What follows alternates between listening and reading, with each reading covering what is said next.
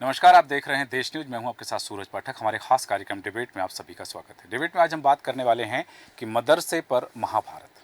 दरअसल मध्य प्रदेश विधानसभा के मानसून सत्र की कार्रवाई के लिए मध्य प्रदेश विधानसभा की कार्यसूची में अशासकीय संकल्प को शामिल किया गया है और इस अशासकीय संकल्प के अंतर्गत अनुच्छेद 30 को खत्म करने के लिए भारतीय जनता पार्टी के विधायक अभिलाष पांडे द्वारा अशासकीय संकल्प लाने की बात कही गई। यह अशासकीय संकल्प अल्पसंख्यकों को धार्मिक और भाषाई आधार पर शैक्षणिक संस्थानों की स्थापना और प्रबंधन का अधिकार समाप्त करने के लिए लाया गया है।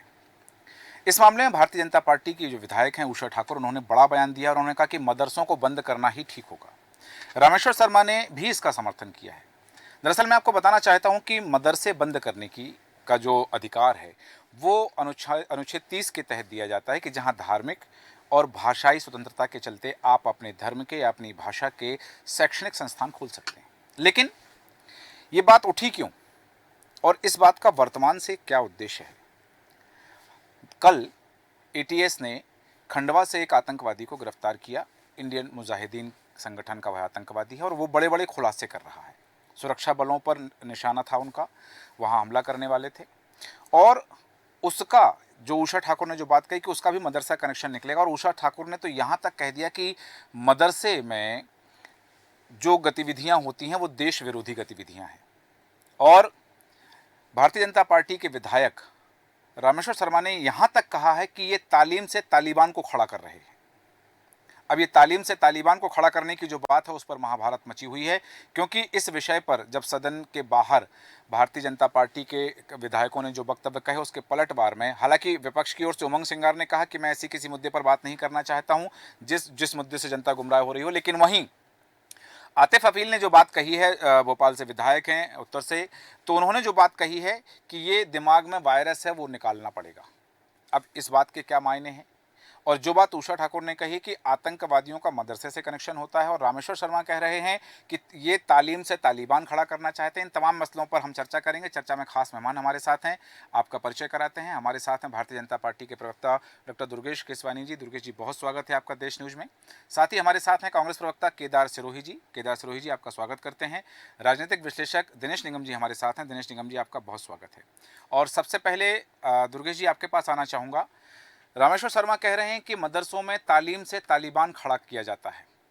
दूसरी तरफ उषा ठाकुर कह रही हैं कि मदरसों में देश विरोधी गतिविधियां संचालित होती हैं। अशासकीय संकल्प की बात कही अभिलाष पांडे जी ने। उन्होंने कहा कि उन्होंने कहा जो निवेदन की अशासकीय संकल्प जो लेकर आया उसमें उल्लेख किया गया है कि वो केंद्र सरकार से इस बात का निवेदन करते हैं, मांग करते हैं कि संविधान में जो अनुच्छेद 30 है, जो धार्मिक और भाषाई आधार पर शिक्षण संस्थाओं के प्रबंधन और उनकी स्थापना की अनुमति देता है, उस अनुच्छेद को खत्म किया जाए। इन बातों को लेकर के क्या अब मध्य प्रदेश में जो बात हो रही है कि मध्य प्रदेश में मदरसे बंद किए जाएं, क्योंकि आज भोपाल में एक मदरसे का निरीक्षण करवाया गया और वो मदरसे में बहुत सारी अनियमितताएं भी पाई गई हैं, तो इस विषय पर आप क्या बात रखते हैं? देखिए सूरज जी, सबसे पहले तो निश्चित ही आज जिस तरह से इस बात को हम पूर्व में भी कई जगह से देखते आए हैं कि अभी कुछ दिन पहले की बात है, आपके चैनल पर भी हम लोग चर्चा में थे और इस बात को सामने आया था कि मदरसों में हिंदू छात्रों के नाम से लेकर अनुदान लेने का खेल बड़े लंबे पैमाने पे चल रहा जी। है। अब मदरसों में जो तालीम दी जाती है वो धार्मिक और इस्लामिक तालीम होती है। उसको उसको अगर कोई संचालित करना चाहे तो उनके खुद ही जो समाज है वो खुद कर सकते हैं इन चीजों को। और पूर्व में भी हमने देखा है बहुत सी अनियमितताएं पाई गई हैं इसमें। कभी कभी वंदे मातरम, कभी भारत माता और जनगण मन को, राष्ट्रीय गान को लेकर भी कोई आपत्ति कई बार करते हैं। मुझे लगता है कि इन सब चीजों से सबको बचना चाहिए और सरकार निश्चित रूप से, क्योंकि जो देश है अपना अपना देश, उसमें निश्चित रूप से जो जो सरकार की तरफ से स्कूल आंगनबाड़ियां में भी पढ़ाई होती है कई में, और जो स्कूल्स हैं, जो शैक्षणिक संस्थान है, उनको और सुधार करके और अच्छा करने का प्रयास करना चाहिए।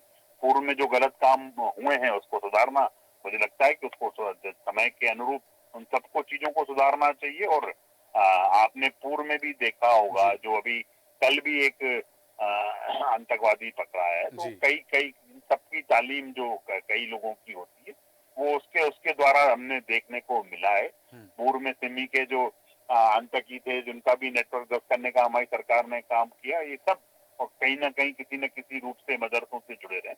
अगर इस तरह की बातें समाज के सामने आ रही हैं, ये समाज भाईचारे वाला समाज है, हिंदू मुस्लिम एकता का पर्याय समाज है। अगर भाईचारे में कहीं पे इस तरह की बातें आ रही हैं, वो हम सरकारी अनुदान से पढ़ते हैं और देश विरोधी अगर गतिविधियों में दिखते हैं, तो निश्चित रूप से ये सोचने का विषय और सोचना ही चाहिए इसमें, इस दिशा में। ठीक है, इस दिशा में विचार किया जाना चाहिए और इस बात को लेकर के विधानसभा में भी अशासकीय संकल्प के माध्यम से बात कही गई है। लेकिन केदार सिरोही जी, विपक्ष की ओर से जब पूछा गया तो उमंग सिंगार ने कहा है कि जो बातें जनता को गुमराह करें उस विषय पे मुझे कुछ नहीं कहना है। क्या मदरसे बंद करने की बात, क्या मदरसों पर वैन लगाने की बात जनता को गुमराह करने वाली बात है?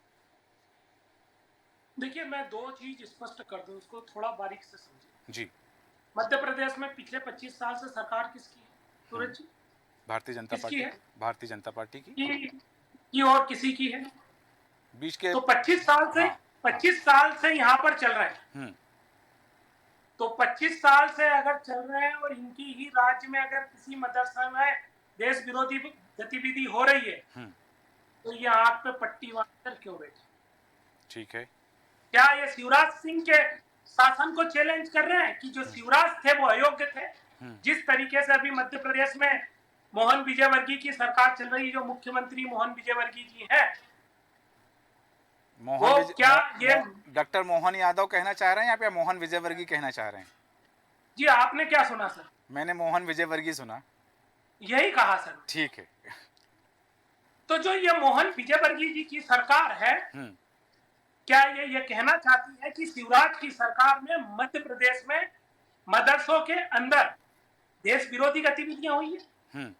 ये तो बड़ा आश्चर्य का बात है।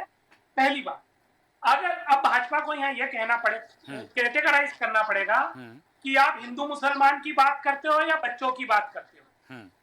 अगर बच्चों की बात करते हो तो हिंदू मुसलमान के दोनों के बच्चे एक जैसे ही या अलग अलग है? आप हिंदुओं के बच्चों से पक्षपात क्यों कर रहे हो सरकार? आज मध्य प्रदेश में बच्चियों का ड्रॉप रेट हिंदू बच्चियों का ज्यादा है। नहीं, उनकी क्या गलती है? आपको वोट दिया है, आप हिंदुओं के ठेकेदार बनने की कोशिश करते हो और हिंदुओं की बच्चियां स्कूल छोड़ रही है। ये जो मैडम थी वो महूबाली ठाकुर जी, उषा ठाकुर जी, हाँ जी, कभी आपका कोई बातचीत हो, फोन नंबर हो, तो सर मेरे साथ एक दिन भेज दीजिए ना उनकी विधानसभा में। नहीं, मैं गया हूँ विधानसभा चुनाव के दौरान, उनकी विधानसभा में गया हूँ, सर्वे के लिए गया हूँ, उनसे मेरी बात हुई है और उसके बाद जब विधानसभा आहूत हुई तब भी मेरी उनसे मुलाकात हुई है सर। तो मेरी छोटी सी दरख्वास्त है उनके साथ, सर मेरे को भिजवा दीजिएगा उनकी विधानसभा। मैं उनके ट्राइबल इलाकों में मैं खुद भी गया हूँ। मैं किसान इलाकों में गया हूँ, वहां पर स्कूलों में छत नहीं है, स्कूलों में बाउंड्री वाल नहीं है। एक स्कूल में 8वीं तक के बच्चे पढ़ रहे हैं, एक कमरे, और उन्हीं से उनके सामने में 7 का पहाड़ा नहीं पढ़ के बता पाएगा 8वीं का बच्चा, 6 का पहाड़ा नहीं पढ़ के बता पाएगा।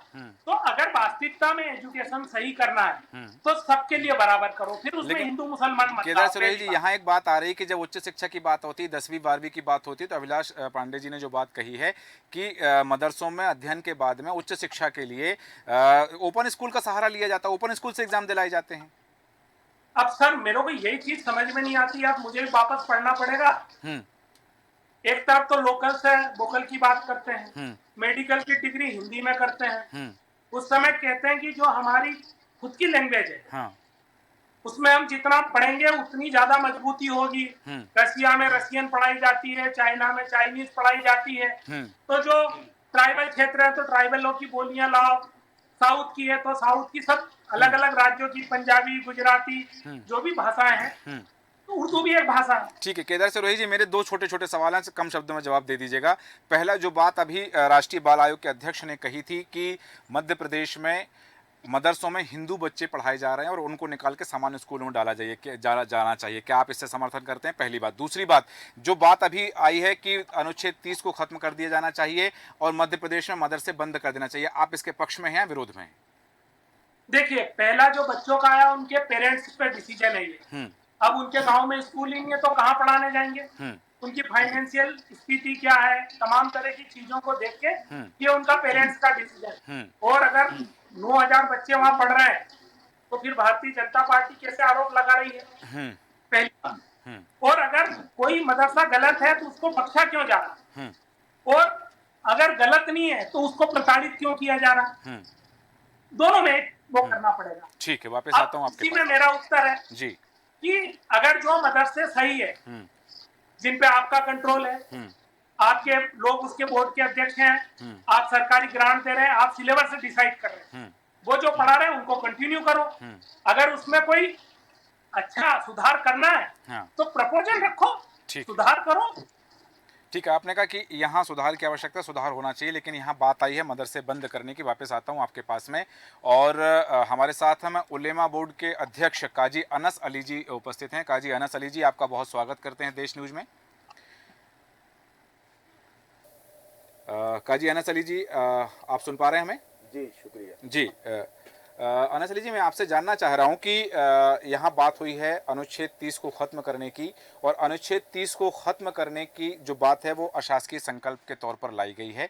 यहाँ बात हो रही कि ये जो आतंकवादी अभी पकड़ाए हैं, इंडियन मुजाहिदीन संगठन से ताल्लुक़ है उनका, कई खुलासे वो कर रहे हैं, खंडवा से पकड़ाए गए हैं। तो जो विधायक हैं भारतीय जनता पार्टी के, उनका कहना है कि इनका भी मदरसा कनेक्शन निकलेगा, और उन्होंने ये भी कहा कि मदरसों में देश विरोधी गतिविधियाँ संचालित की जाती हैं। इस पर आपकी टिप्पणी चाहता हूँ। और जो बात आई है कि कई मदरसे ऐसे हैं जो शिक्षा विभाग से या बोर्ड से अनुमति प्राप्त नहीं है, तो यहाँ ऐसी जगह जो छोटे छोटे कमरों में बच्चों को इकट्ठा करके रखना, तो वो मानसिक प्रताड़ना की भी उन्होंने बात कही कि इस तरह से यदि बात होती है मदरसों में कि छोटे छोटे कमरे हैं, बहुत सारे बच्चे इकट्ठे हैं, तो वो भी एक तरह का प्रताड़ना है बच्चों के लिए। इस पर आपकी टिप्पणी क्या है?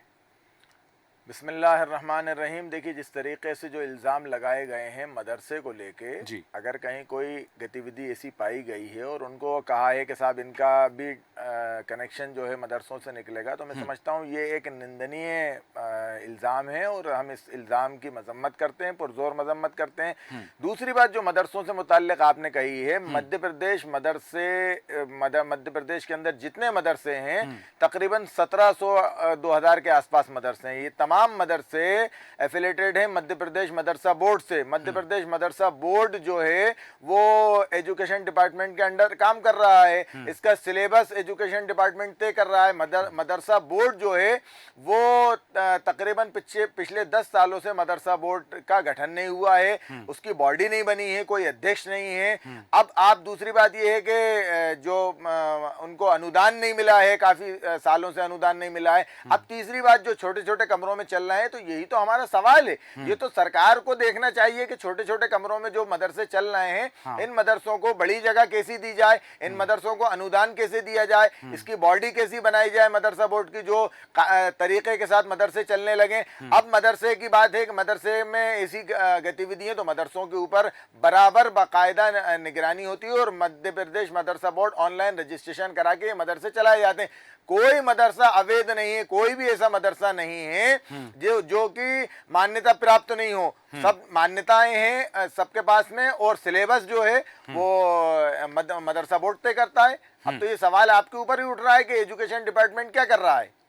नहीं, वहाँ जैसा उषा ठाकुर जी ने जो बात कही है कि जो अवैध हैं, जिनका रजिस्ट्रेशन नहीं है, उन्होंने कहा कि कई मदरसे जो हैं बिना रजिस्ट्रेशन के चल रहे हैं, जिनका शिक्षा बोर्ड से, शिक्षा विभाग से या मदरसा बोर्ड से वो अनुबंध नहीं है या संबद्ध नहीं है। तो ऐसे मदरसे भी कुछ चल रहे हैं क्या? देखिए, मैं आपसे वही कह रहा हूं कि जो इल्जाम लगाया है, इस इल्जाम को बिल्कुल बेबुनियाद इल्जाम है। कोई भी एक भी मदरसा ऐसा नहीं है। पूरी जिम्मेदारी के साथ मैं यहाँ बैठ के आपके चैनल के माध्यम से कहना चाहूंगा कि सारे मदरसे रजिस्टर्ड हैं, मान्यता प्राप्त हैं, और फीस अपनी जमा करके उन्होंने रजिस्टर्ड है। अनस अली जी, यदि वो रजिस्टर्ड हैं तो शिक्षा विभाग के जो नियम है वो उन पर भी लागू होते हैं। बिल्कुल लागू होते हैं, और लागू हो रहे हैं। आज ही भोपाल में एक मदरसे में इंस्पेक्शन टीम पहुंची थी, जहां पर शुक्रवार को छुट्टी होती है, रविवार को वहां कक्षाएं लगती हैं। ये शिक्षा विभाग का नियम कहां से है फिर? देखिए, कुछ मदरसे ऐसे हैं, मदरसों की एक बड़ी परिभाषा है। कुछ मदरसे ऐसे हैं जिनमें मदरसों में बाकायदा पढ़ाई होती है, सारी उनको निसाब पढ़ाया जाता है।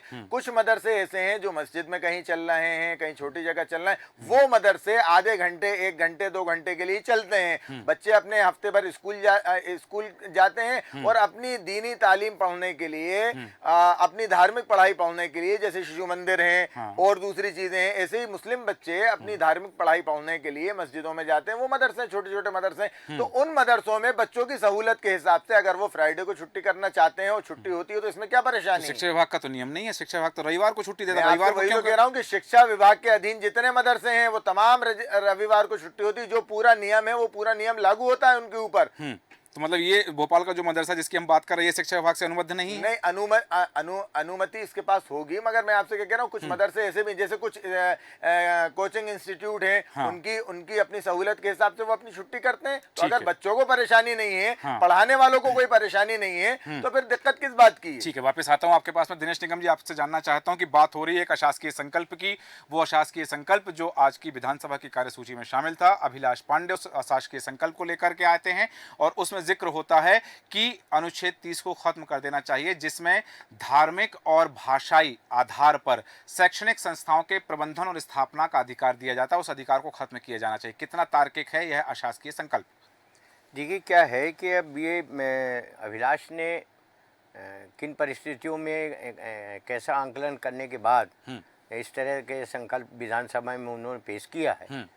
मेरा उसमें मानना ये है कि सवाल ये है कि धार्मिक भाषाओं पे अगर ये कह के और अनुच्छेद 30 को हटाए जाने या विरूपित किए जाने के लिए संकल्प पारित करा करके और भारत सरकार को भेजे जाने का जो उन्होंने आग्रह किया है, उसमें मेरा ये है कि भाषाई अगर आप के रूप में ऐसा निर्णय ले रहे हैं तो फिर तो अपने को कई भाषाओं में जो चल रहे हैं, कई जगह ऐसे संस्थाएं चल रही हैं अपनी अपनी भाषाओं में, तो उनको भी खत्म करना चाहिए। फिर ये सवाल ये नहीं है, सवाल ये है कि किसी भी संकल्प को लाने में सबसे पहले अपने को हाउस के पहले सदन के अंदर ये प्रूव करना पड़ता है कि ये हम संकल्प लाए हैं तो इन बिंदुओं से ये नुकसान हो रहा था। उन्होंने उसमें स्पष्ट लिखा है, उसमें उल्लेख है कि अनुच्छेद 30 में अल्पसंख्यकों के लिए है। अल्पसंख्यक वो हिंदू भी मतलब मुस्लिम हो सकते हैं, जैन हो सकते हैं, बौद्ध हो सकते हैं, फारसी और ईसाई भी हो सकते हैं।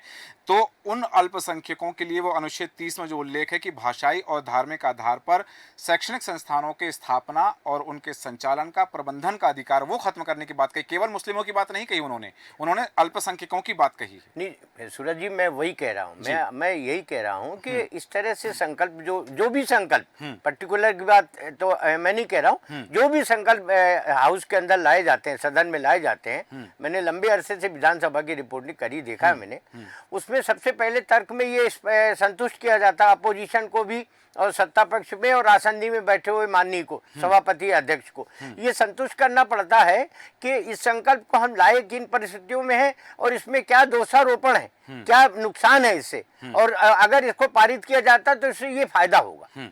तो उसमें अब उन्होंने हाउस के अंदर कितना संतुष्ट कर पाए हैं ये तो मैं आज लंच के बाद गया नहीं था, क्योंकि संकल्प जनरली लंच के बाद ही होता है पारित, तो मुझे उसकी आइडिया नहीं, लेकिन जिन परिस्थितियों में वो लेके आए हैं अभिलाष जी, ठीक है केदार जी, उन्होंने डिमांड करी। वापस आता हूं आपके पास में। केदार जी, आप कुछ कहना चाह रहे हैं?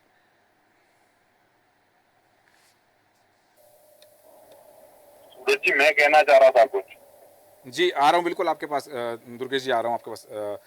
दुर्गेश जी की बात हो जाए, फिर केदार जी आपके पास आ रहा हूँ। दुर्गेश जी, आप अपनी बात रखें और मेरे एक प्रश्न का उत्तर। जो बात कांग्रेस विधायक आतिफ अकील ने जो बात कही है कि दिमाग में वायरस भरा है उसे निकालना पड़ेगा, इस पर आपकी टिप्पणी? देखिए, वायरस तो जिनके दिमाग में है, जो राष्ट्रगान नहीं गाना चाहते हैं मदरसे में, जो वंदे मातरम से परहेज करते हैं, जो देशभक्ति से परहेज करते हैं, उनके दिमाग में वायरस है ये। और जो इस तरह की बातें सदन में कर रहे हैं वो उनके दिमाग अपने और ठीक कराएं, अपने मानसिक संतुलन को चेक कराएं। एक चीज जी। दूसरी चीज, कांग्रेस के तरफ डिबेट को कहीं और ले गए, वो शिक्षा की बात करने लग गए, उर्दू लैंग्वेज की बात करने लग गए।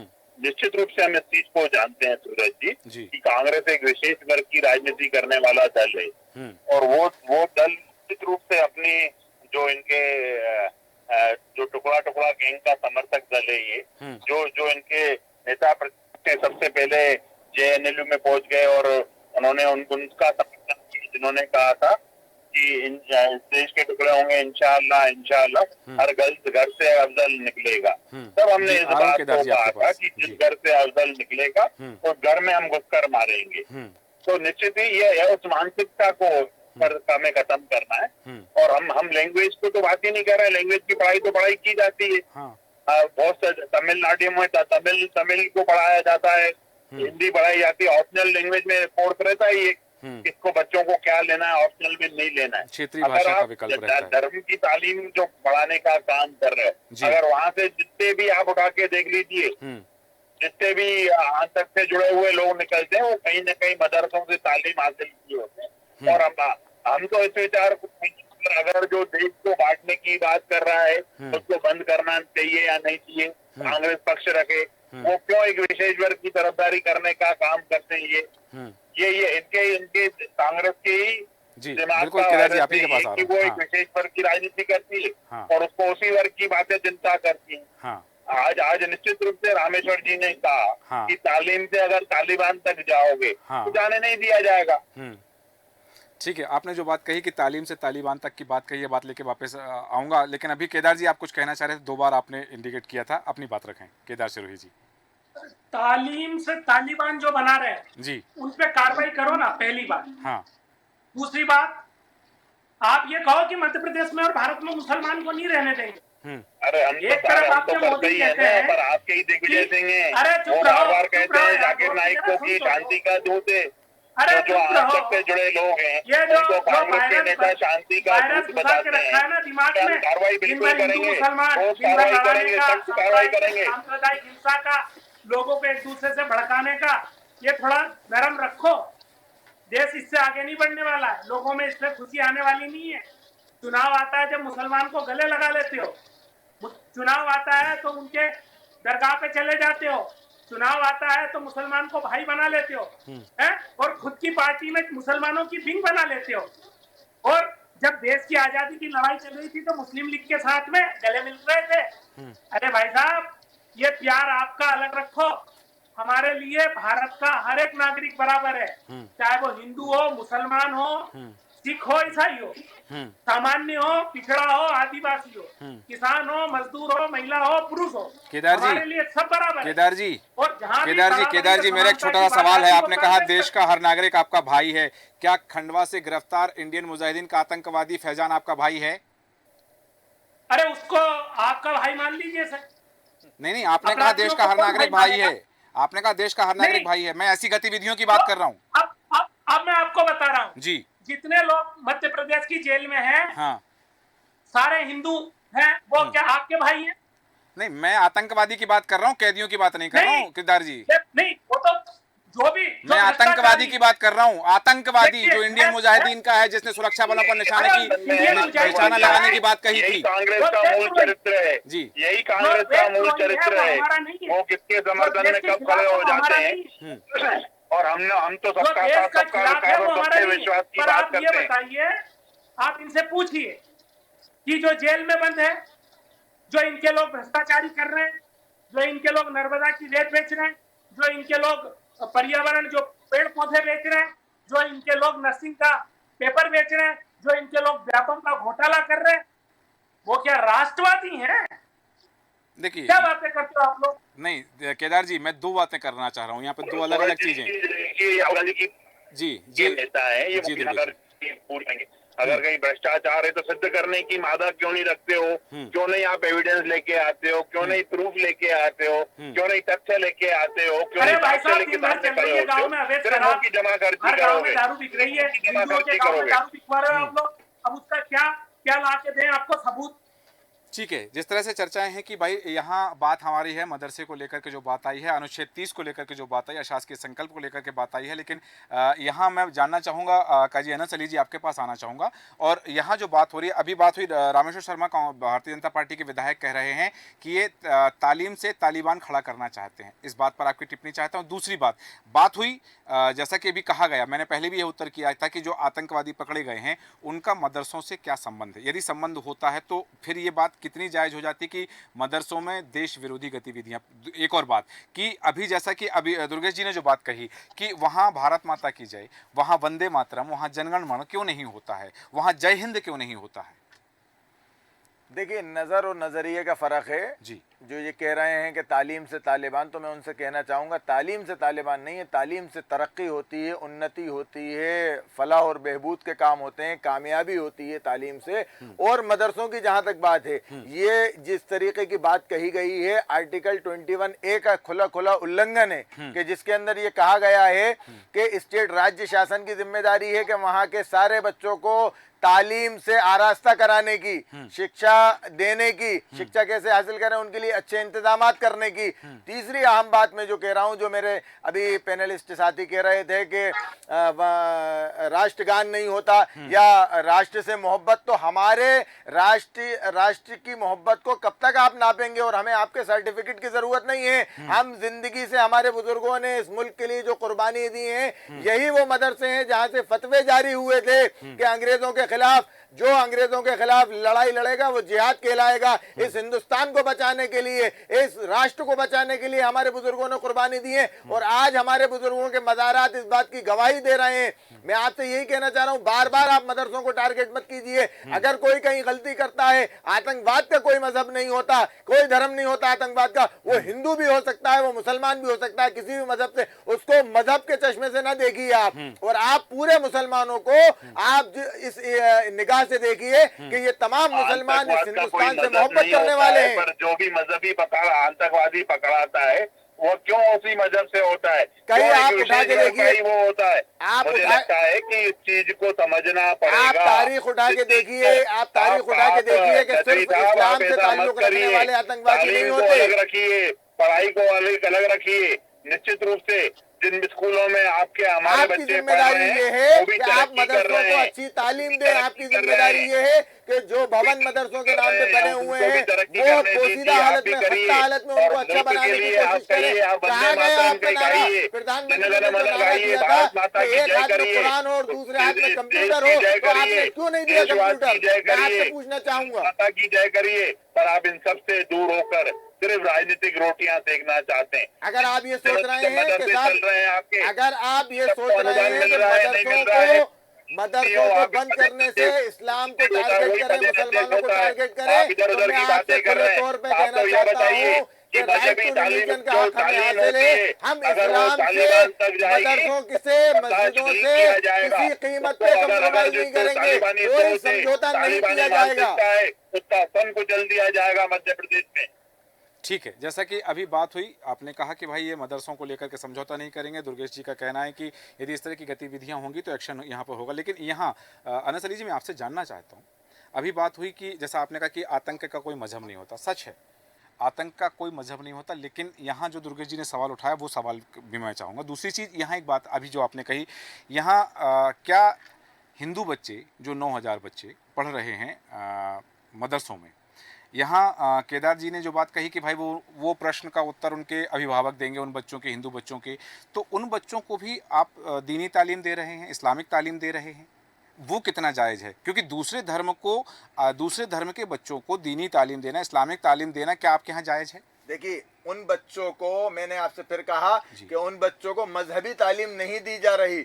मदरसा बोर्ड जो है वो उसका एक पाठ्यक्रम है, सिलेबस तैयार होता है वो, और वो तालीम उनको दी जा रही है। वहाँ इंग्लिश भी पढ़ाई जा रही है, हिंदी भी, और अदर लैंग्वेज जितनी भी है सब पढ़ाया जा रहा है वहाँ पे। आपको तो ये बात मिसाली तौर पे पेश करना चाहिए पूरी दुनिया के सामने कि मध्य प्रदेश के अंदर 9000 बच्चे हैं जो हिंदू बच्चे मदरसों में जा रहे हैं, और मदरसे के शिक्षक जो मुसलमान हैं, मदरसे में पढ़ने वाले बच्चे जो मुसलमान हैं, वो उनको गले लगाए हुए मोहब्बत के साथ पढ़ा रहे हैं। ये सबक तो पूरी दुनिया को बताना चाहिए। ये तो एक रोल मॉडल होना चाहिए। तो मदरसों के अंदर ऐसे बच्चे पढ़ रहे हैं और उनको किसी किस्म की कोई परेशानी नहीं है। सिर्फ अगर पेट में दर्द हो रहा है तो राजनीतिक से रोटियां सेकने वालों के पेट में दर्द हो रहा है कि हिंदू मुसलमानों को बिल्कुल बांटिए, डिवाइड एंड रूल का काम कीजिए। अगर इस तरीके से काम करेंगे तो ये काम मैं समझता हूं कि देश हित का नहीं है। देश को आगे बढ़ावा देना है आपको, तो इसको साथ लेके चलना होगा। इन मदरसों को और अच्छा कैसे बनाया जाए इसकी प्लानिंग होना चाहिए, एजेंडा तय होना चाहिए कि मदरसों को और क्या सुविधाएं दी जाए। ठीक है, ये एजेंडा तय होना चाहिए। जैसा कि आपने कहा कि भाई ये जो अनुच्छेद 21 की बात आपने कही है, लेकिन यहाँ मध्य प्रदेश के शिक्षा मंत्री भी कह रहे हैं, और यही बात लेकर के दिनेश निगम जी मैं आपके पास आना चाह रहा हूँ कि उन्होंने स्पष्ट कहा है कि अनुच्छेद 29 के दुरुपयोग की विवेचना होनी चाहिए। ये उनके शब्द, उन्होंने ये नहीं कहा कि अनुच्छेद 29 या अनुच्छेद 30 की बात उन्होंने जो कही है कि इसका दुरुपयोग यदि हो रहा है तो उसकी विवेचना होना चाहिए। इस पर आपकी टिप्पणी चाहता हूँ, और पूरी परिचर्चा पर आपकी अंतिम प्रतिक्रिया क्या है दिनेश निगम जी? देखिए, क्या है कि शिक्षा मंत्री जी ने अगर इस तरह की बात कही है तो ये जिम्मेदारी किसकी है? खुद विभाग की है, सरकार की है। विभाग की है ना। हाँ। विभाग के सर्वा तो शिक्षा मंत्री ही होते। तो ऐसा तो है नहीं कि जो भी नियम पहले से कोई नियम कानून नहीं बने होंगे, निरीक्षण के समय समय पे समीक्षा किए जाने पे हैं, और भी कई तरीके होते हैं जो विभाग के द्वारा, विभाग के अधिकारी, जिम्मेदार अधिकारी होते हैं, उनको समय समय पे जा करके देखना चाहिए और उसकी समीक्षा करना चाहिए, और अपनी जो एक नियम कानून के तहत उनको एक अपनी रिपोर्ट सबमिट करनी चाहिए। अगर वो नहीं कर रहे हैं तो शिक्षा मंत्री ने जिस तरह से बयान दिया कि नहीं ऐसा विवेचना होने, तो सवाल ये है कि फिर आप शिक्षा मंत्री का नियंत्रण विभाग में नहीं है क्या? ये बड़ा क्वेश्चन मार्क, बड़ा प्रश्न है। या तो वो अपने आप को ये निष्क्रिय समझ रहे हैं कि मेरा कंट्रोल नहीं है मेरे विभाग में, और अगर उनका कंट्रोल विभाग में था या है तो उनको इस तरह से बयान न दे करके उसको उल्टा कहना है। उनको ये कहना चाहिए कि एक समय सीमा में अभी तक जो कार्रवाई नहीं हुई है, जहां निरीक्षण नहीं हुए, जहां समीक्षा नहीं हुई है, वहां हम सब जो है नियमानुसार जो है उनको निर्देशित करेंगे अधिकारियों को, और समय सीमा के अंतर्गत जो है इसकी रिपोर्ट मंगवाएंगे, और रिपोर्ट मंगवाने के बाद जो है हम इसमें खुद निर्णय लेंगे कि हमें क्या करना है। ठीक है, दो बातें और आई हैं सामने। एक जो पहले जो प्रियंक कानूनगो हैं, बाल संरक्षण आयोग के राष्ट्रीय अध्यक्ष, उन्होंने कहा था कि मध्य प्रदेश में 9000 बच्चे, हिंदू बच्चे मदरसों में पढ़ रहे हैं, सरकार उनको सामान्य स्कूल में भर्ती करवाई, ये उन्होंने बयान दिया था। अभी जो बात कही है अनस अली जी ने कि इस बात को लेकर के दुनिया भर में आप प्रचार कर सकते हैं कि यहाँ सौहार्द की कितना अच्छा वातावरण है कि हिंदू बच्चों को मुस्लिम शिक्षक जो है वो मदरसे में पढ़ा रहे हैं। तो ये दो बातें अलग अलग हैं, इस पर आपकी प्रतिक्रिया? देखिए, क्या है कि ये तो अभी कांग्रेस के प्रवक्ता ने एक अच्छी बात कही कि ये अभी जो बच्चा है उसके अभिभावक तय करेंगे कि उसको कहाँ एजुकेशन देनी है और कहाँ नहीं देनी। दूसरी बात में ये किसी वर्ग विशेष या किसी दल से संबंधित नहीं, मैं अपनी जो मेरी भावना है, एक बहुत अच्छी बात अभी आपने कही है खान साहब ने कि ये एक उदाहरण है। ये निश्चित रूप से ये ऐसा अगर हो रहा है कि 9000 बच्चे हिंदू बच्चे जो है वहाँ तालीम ले रहे हैं और अपनी भाषा के ले रहे हैं, हिंदी भाषा के ले रहे हैं, जैसा उनका कहना है कि हिंदी भी सिखाई जाती है, अंग्रेजी भी पढ़ाई जाती है। अगर ऐसा हो रहा तो ये तो एक उदाहरण, बहुत बड़ा अच्छा देश के लिए उदाहरण होना चाहिए। मध्य प्रदेश का इसका प्रचार प्रसार होना चाहिए, और सरकार को प्रचार प्रसार करना चाहिए कि हमारा प्रदेश एक ऐसा प्रदेश है देश में जहाँ इस तरह से हो रहा है कि गले मिल करके दोनों में हिंदू को जो है के बच्चों को तालीम दी जा रही है, और ऐसी जगह जो मदरसा के नाम से जाना जाता है। हाँ, ठीक है, आपने कहा कि ये एक चीज हो सकती है, लेकिन यहाँ वास्तविकता में, क्योंकि यदि प्रियंक कानूनगो ने कोई सवाल उठाए तो उसके पीछे की वजह क्या, उसकी विवेचना की आवश्यक है।